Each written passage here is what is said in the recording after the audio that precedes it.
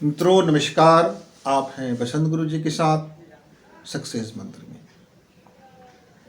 बड़ी चुनौती हमें बड़ी सफलता की ओर ले जाती है।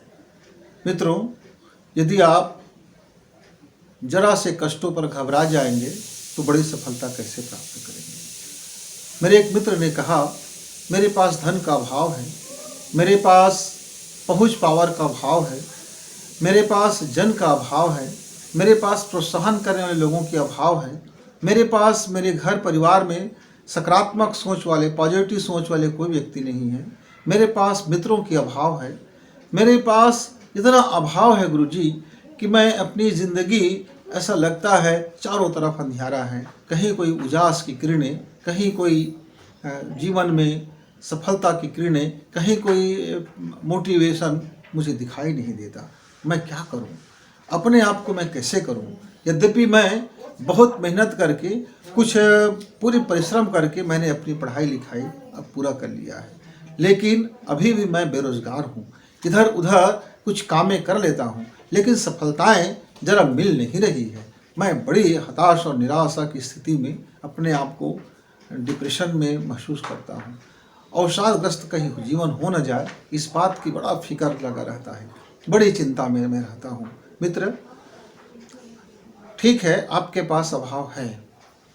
हर कोई व्यक्ति चाहता है कि उनको सुविधाएं मिले, हर चाहता है कि उनको अच्छे वातावरण मिले, हर कोई चाहता है कि उसके जीवन में सकारात्मक चीज़ें बढ़ें, पॉजिटिव सोच के लोग रहें, उनके मित्र भी रहें, घर परिवार वाले भी साथ दें। हर कोई चाहता है और होना भी चाहिए यदि उसके, लेकिन मान लीजिए आपके पास नहीं है, अभाव है, तो इसके पीछे का लॉजिक समझिए। यदि आपको बहुत ज़्यादा तकलीफ मिल रहा है आज, तो इसका पीछे का लॉजिक ये हो सकता है कि आपको कितना ज़्यादा सफल होना है। इसके लिए आपको कड़ी चुनौती दिया जा रहा है। आपको इस जितनी ज़्यादा हमें अभाव मिलता है उस समय हमें बड़ा कष्टकर लगता है। उस समय हमें तो लगता है कि अब मेरी ज़िंदगी में अंधेरा है, इस अंधेरे का कोई उजास दिखाई नहीं देता। मित्र, एक हमारे विश्व में महान वैज्ञानिक हुए थे। उस महान वैज्ञानिक की अभाव को आप जरा समझिए। आपके पास तो धन नहीं है, आपके माता पिता पढ़े लिखे नहीं हैं, या आपके माता पिता पॉजिटिव विचार के नहीं हैं, आपके मित्र नहीं हैं, यदि है तो पॉजिटिव विचार के नहीं हैं, संसाधन नहीं है, कुछ नहीं है, लेकिन आपके पास दो बड़ी चीज़ें हैं। क्या है? आपका शरीर स्वस्थ है और आपका दिमाग। ये दो चीज़ें आपके पास है, आप इसका इस्तेमाल करना सीखो। मैं एक आपको महान वैज्ञानिक की छोटी सी बात बताऊंगा। कितनी बड़ी चुनौती उनके साथ था। क्या चुनौती था? कि उनके शरीर पूरी तरह से अपंग था, पूरी तरह से अपंग था, और केवल उनकी दिमाग चलता था और आंखें, और बस कुछ थोड़ा खा ले, थोड़ा पी ले, बस इतनी उसकी पेट चलता था। ना उनका हाथ काम करता था ठीक से, ना पैर काम करता था। वो जीवन भर कुर्सी में बने रहे, लेकिन विश्व को उन्हें इतने महान आविष्कार कर करके दिए, इतनी ज़बरदस्त विज्ञान को उन्होंने बनाया। आज का जो हमारा आधुनिक समाज है, आधुनिक जो हमारा यह संसार है, ये जिस उजाले की आप बात करते हैं, ये जो आप बिजली की आप देखते हैं कितनी पावर है, आप जितना इतना महान काम देखते हैं, इतने हमने प्रगति कर लिया है, इतना आज हम चांद तारे और सूरज तक पहुंच रहे। जानते हैं उसके पीछे वह उस महान वैज्ञानिक की रिसर्च है। वह ऐसा कोई भी दिन नहीं होता था कि वो कोई नया रिसर्च नहीं करता था।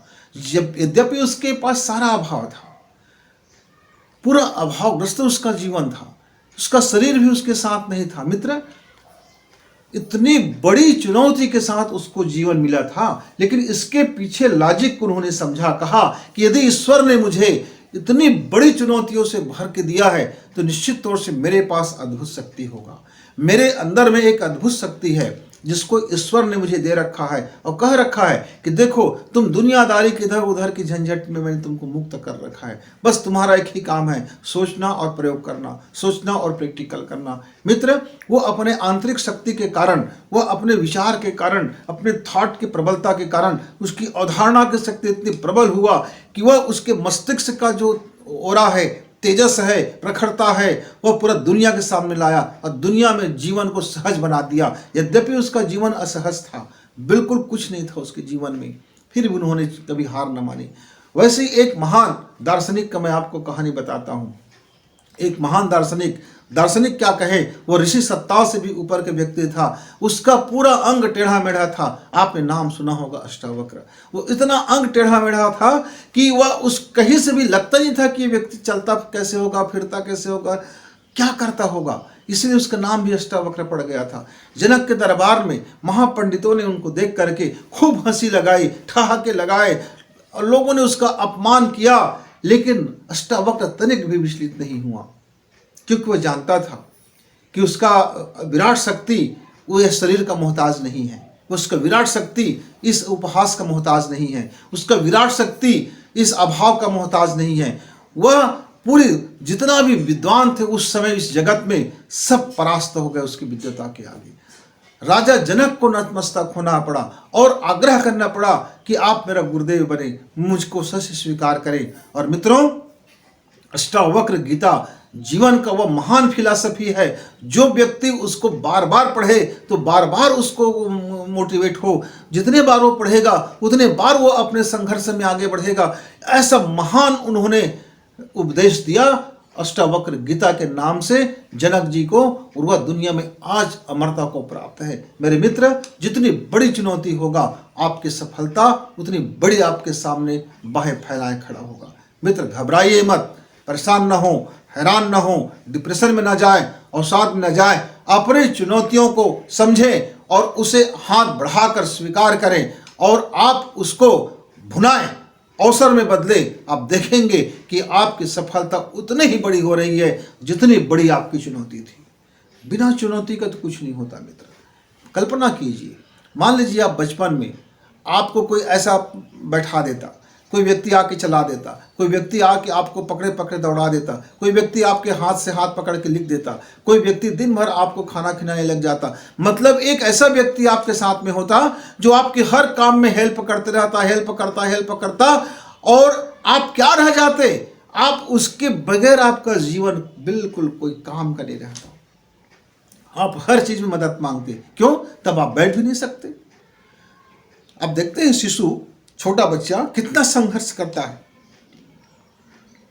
कितने बार गिरता है। वो जब बैठने के लिए बैठता है तो गिर जाता है, सिर में चोट आते हैं, फिर रोता है, फिर चीखता है, माँ उसको दुलारती है, लेकिन वो फिर दोबारा बैठता है, फिर गिर जाता है, वो फिर रोता है। रोना है एक केवल बताना कि मैं गिर गया हूँ, कोई बात नहीं, मैं फिर उठ के बैठूंगा। और वह फिर घुटने के बल चलता है, घुटना छिल जाता है, फिर वो कितना मजे से घुटने के बल दौड़ते रहता है और हम उसको देख के खुश होते हैं। मित्र, आप देखिए कि एक बच्चा घुटने के बल चल रहा है, कितना संघर्ष कर रहा है, कितनी बड़ी चुनौती है। जब वो पहला कदम उठाता है तो बड़ी मुश्किल से एक कदम उठाता है और गिर पड़ता है, 2 कदम उठाता है, गिर पड़ता है। न जाने कितने बार सीढ़ियां चढ़ते चढ़ते गिरे होंगे, न जाने कितने बार वो चलते चलते गिरते हैं, और इस तरह से करते करते अपने जीवन में रेस में दौड़ आता है। मित्र, इसलिए चुनौती से घबराइए मत। चुनौती जब भी आपके सामने हो तो आप उस छोटे बच्चे को याद करना, जब आप बचपना में थे, जब आप घुटने के बल चलते थे, जब आप चलना सीख रहे थे, जब आप पलटना सीख रहे थे, कितनी बड़ी मुसीबतों का आपके पास उस समय सामना था। अभी की चुनौती तो आपके सामने चुटकी बजाने का काम है। क्यों? आपका शरीर बढ़ गया है, आपका लोग, कितने लोग आपके सामने आज जुड़ेंगे। एक बार आप अवधारणा करेंगे, एक बार आप अंदर से आप पुकार लगाएंगे कि हाँ, मैं इस काम को आसानी से कर सकता हूं, मेरी कोई परेशानी मेरी आत्मविश्वास से बड़ा हो ही नहीं सकता, मेरा कोई परेशानी मेरा आत्मबल से बड़ा हो ही नहीं सकता, मेरा कोई दिक्कतें मेरी प्रयास से बड़ा हो ही नहीं सकता। मेरा प्रयास सदैव बड़ा है, मेरा अंदर का विराट ईश्वर सदैव बड़ा है। आप उस तरफ ध्यान दो जो आपके पास एक विराट मदद के लिए खड़ा है, विराट मदद के लिए उसका हाथ बढ़ा है। हजारों और लाखें हाथ है उनके मित्र, वो दिखाई नहीं देता। बस आपकी आत्मबल, आपका प्रयास, आपके सफल कदम, आपका चलते हुए कदम, आपका आत्मविश्वास लबरेज या जीवन और आपकी हौसला, यदि एक बार आप हौसला से भर जाए तो आपको हजारों हाथ आपको मदद के लिए उठ खड़े होंगे। मांगने की जरूरत नहीं है, भीख मांगना मत, पुरुषार्थ करना। और हर पुरुषार्थी व्यक्ति हर चुनौती से बड़ा होता है, उसके सामने हर चुनौती बौना पड़ता है, हर चुनौती उसके पास छोटा हो जाता है, फिर फिर नई चुनौती खड़े होते हैं, वो फिर अपने पुरुषार्थ करते हैं और फिर अपने आप को साबित करते हैं। मित्र, यह चुनौती आपको साबित करने के लिए आया हुआ है। स्वीकार करो, मुस्कुराओ, ओपन माइंड रखो, खुला दिमाग रखो और अपनी पुरुषार्थ कीजिए। हम फिर कभी कभी छोटी छोटी इन्हीं महत्वपूर्ण बातों को लेकर के आते हैं मित्र, फिर आएंगे। तब तक नमस्कार।